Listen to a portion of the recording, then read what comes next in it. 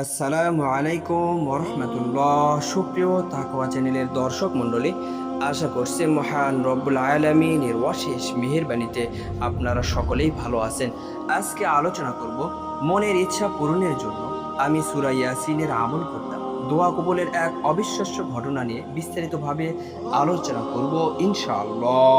প্রিয় দর্শক, আমি যখন থেকে প্রতিদিন ফজরের নামাজের পর সূরা ইয়াসিন তেলাওয়াত শুরু করলাম, শুরুতে আমার মনে একটা নির্দিষ্ট আশা ছিল। মনে হতো এই আমলটা করলে হয়তো আমার ইচ্ছেগুলো দ্রুত পূরণ হবে, হয়তো জীবনের যে সমস্যাগুলো নিয়ে আমি এতদিন দুশ্চিন্তা করেছি সেগুলো একে একে মিটে যাবে।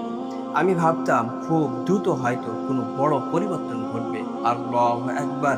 প্রিয় বন্ধুরা, কিন্তু কিছুদিন পর বুঝলাম আল্লাহ আমার জীবনে যে পরিবর্তন আনলেন তা আমার কল্পনার থেকেও ভিন্ন, অথচ অনেক গভীর। আমি হঠাৎ করে সব ইচ্ছা পূরণ হতে দেখিনি। জীবনের সব সমস্যাও একদিনে শেষ হয়ে যায়নি, বরং এর চেয়েও মূল্যবান কিছু ঘটতে শুরু করলো। ফজরের পর যখন আমি শান্ত সকালে বসে সূরা ইয়াসিন তেলাওয়াত করতাম, তখন মনে হতো দিনের শুরুটাই অন্যরকম হয়ে গেছে, যেন পুরা দিনটা আল্লাহর স্মরণ দিয়েই শুরু হচ্ছে। সুবহানাল্লাহ।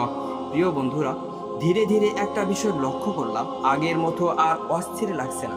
যে বিষয়গুলো নিয়ে আগে খুব দুশ্চিন্তা করতাম সেগুলো এখন আর ততটা ভারী মনে হয় না।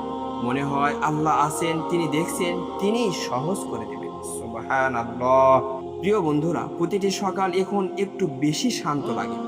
ফজরের নরম আলো, চারপাশের নিস্তব্ধতা, আর সেই সময় কোরআনের আয়াত তেলাওয়াত করা, এগুলো যেন আমার হৃদয়ের ভিতর এক অদৃশ্য প্রশান্তি তৈরি করতে শুরু করল।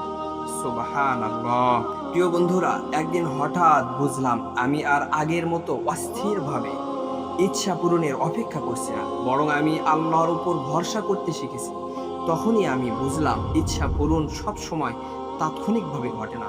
অনেক সময় আল্লাহ প্রথমে মানুষের হৃদয়কে বদলে দেন। তিনি মানুষের ভিতরে সৌন্দর্য দেন, ভরসা দেন এবং এমন এক প্রশান্তি দেন যা দুনিয়ার কোনো অর্জন দিয়েও পাওয়া যায় না। সুবহানাল্লাহ।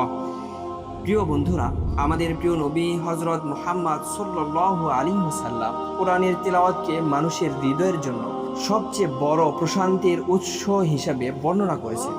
আজ আমি বুঝি বারাকা শুধু সম্পদে নয়, শুধু সাফল্যে নয়, অনেক সময় বারাকা আসে হৃদয়ের ভিতর শান্তি হিসাবে, সন্তুষ্টি হিসাবে, আল্লাহর উপর দৃঢ় নির্ভরতা হিসাবে। তাই আজও প্রতিদিন ফজরের নামাজের পর যখন আমি সূরা ইয়াসিন তেলাওয়াত করি, তখন আর শুধু ইচ্ছা পূরণের জন্য পড়ি না, আমি পড়ি আমার হৃদয়ের প্রশান্তির জন্য, আমি পড়ি সেই বিশ্বাসের জন্য, আমি শুনি সেই মনের ইচ্ছার জন্য, যা আমাকে প্রতিদিন মনে করিয়ে দেয় যে যে পথেই যাই না কেন আল্লাহ আমার সাথে আছেন। সুবহানাল্লাহ।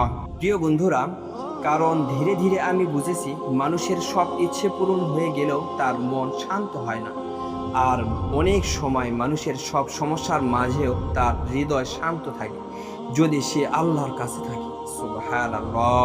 আমরা দুনিয়ার পিছনে এত দৌড়াই যেন এখানেই আমাদের চিরকাল থাকতে হবে, কিন্তু কোরআনের প্রতিটি আয়াত যেন নীরবে মনে করিয়ে দেয় এই জীবন আসলে খুবই ক্ষণস্থায়ী।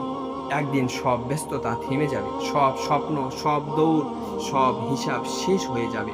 সেদিন আমাদের সাথে থাকবে না সম্পদ, না সাফল্য, না মানুষের প্রশংসা। আল্লাহু আকবার। সেদিন আমাদের সাথে থাকবে শুধু সেই কাজগুলো যেগুলো আমরা আল্লাহর জন্য করেছি, আল্লাহর জন্য শুনেছি। সুবহানাল্লাহ। প্রিয় দর্শক, তাই যদি তুমি আগামীকাল ফজরের পর সূরা ইয়াসিন তেলাওয়াত করো, শুধুমাত্র কোনো ইচ্ছা পূরণের আশাই নয়, পড়ো তোমার হৃদয়ের জন্য, পড়ো সেই প্রশান্তির জন্য যেটা আমরা সবাই খুঁজে বেড়াই। আর তারপর ধীরে ধীরে দেখো কিভাবে নিঃশব্দে আল্লাহ তোমার অস্থিরতাকে বদলে দেন এক গভীর শান্তিতে। সুবহানাল্লাহ। আল্লাহ তাআলা আমাদের সবাইকে প্রতিদিন সূরা ইয়াসিনের আমল করার তৌফিক দান করুন। আমিন।